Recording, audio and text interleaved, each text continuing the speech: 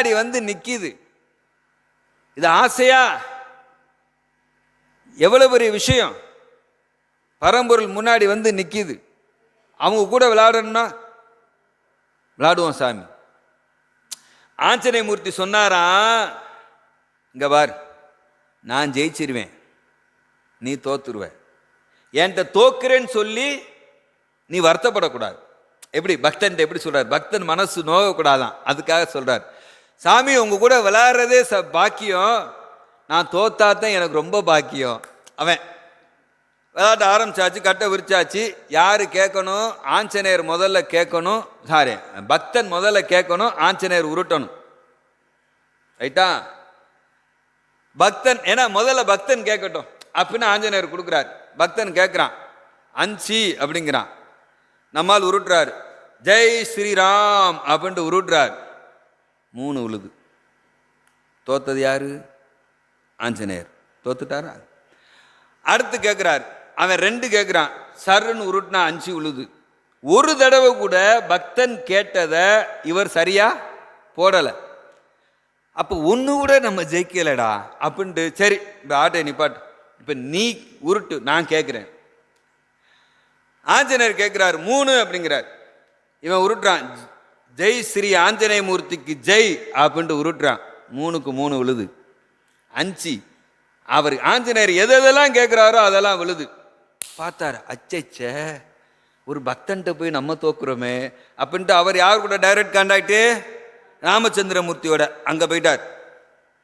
இங்கே பார், உன் நாமத்தை சொல்லிக்கிட்டே நான் போடுறேன், ஆனால் நான் தோற்று போகிறேன், என் பக்தன் ஜெயிக்கிறான் அப்படின்னே ராமச்சந்திரமூர்த்தி சிரிச்சாராம்.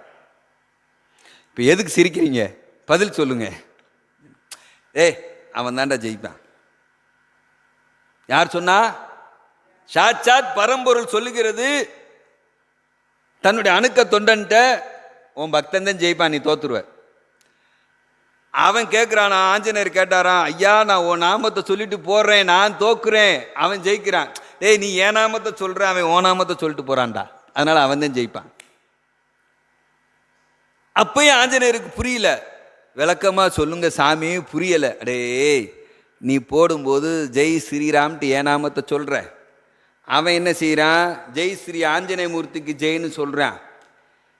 அவன் சொல்ற நாமத்தில் ஓ நாமத்தின் மகிமையும் நீ சொன்ன ராமநாமத்தின் மகிமையும் சேர்ந்து இருக்கு, அதனால அதுதான் வல்லமை பெற்றது, அவன் ஜெயிப்பான், நீ தோத்துருவன்னார். 2 நாமத்துக்கே, நல்லா கேட்டுங்க, ராமநாமம் ஒன்று, ஆஞ்சநேய நாமம் ஒன்று, இந்த 2 நாமம் சேர்ந்ததுக்கே இவ்வளவு மகிமை என்றால், ஒரே நாமத்தில் 7 இருந்துச்சுன்னா, ஒரே நாமத்தில் 7 தெய்வங்களுடைய மகத்துவம் இருந்துச்சுன்னா அது எவ்வளவு பெரிய மகிமை, எவ்வளவு பெரிய மகிமை. சாதாரண விஷயத்தை, சாதாரண நாமத்தை நம் பகவான் நமக்கு கொடுக்கல. யோகிராம் சுரத்குமார் ஜெயகுரு ராயா.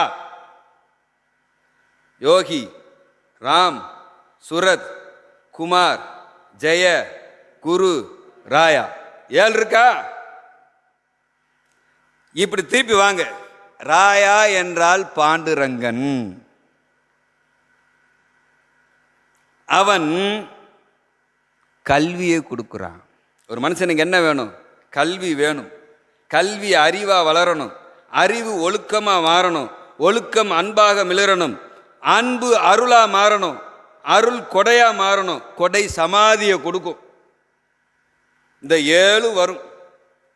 இப்ப பாருங்க, ராயா என்றால் பாண்டுரங்கன் கல்வியை கொடுக்குறான்.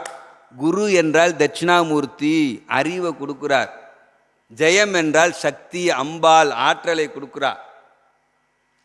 குமார் என்றால் அழகன் முருகன், அவன் ஆனந்தத்தை கொடுக்குறான், ஆனந்தத்தை கொடுக்குறான், அந்த அன்பை கொடுக்குறான்.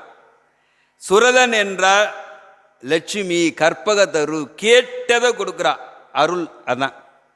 அதான் அருள். நம்ம கேட்கறத கேட்க கொடுக்குறாரு, அதான் அருள். சுரதன், அவ லட்சுமி கொடுக்குறா. ராமன் என்றால் ஹரிகரன், கொடைத்தன்மை. கொடைத்தன்மை வந்துருச்சு அப்படின்னா சமாதி கிட்டும். யோகி என்றால் ஈஸ்வரன், அவன் சமாதி. சமம் கூட்டல் ஆதி சமாதி. சமாதினா இறப்பு அல்ல, இறைவனோடு இறைவனாக இரண்டர கலப்பது. ஒரு நாமத்தில் 7 தெய்வங்களுடைய அனுகிரகத்தையும் பூரணமாக வச்சு கொடுத்தார். இதில் ஆத்மஸ்வரூபமாக தத்துவ ரீதியாக ஒன்று சொல்கிறேன், கேட்டுக்கங்க.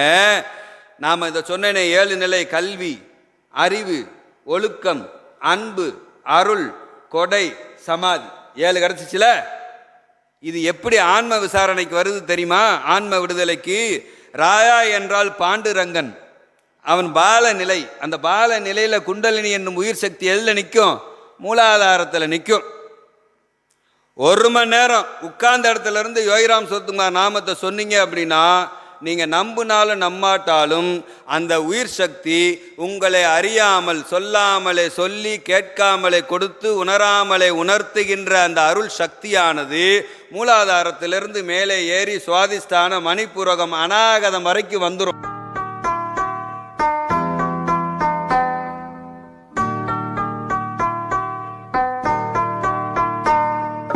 योगी राम सूरत कुमार जय गुरु राया।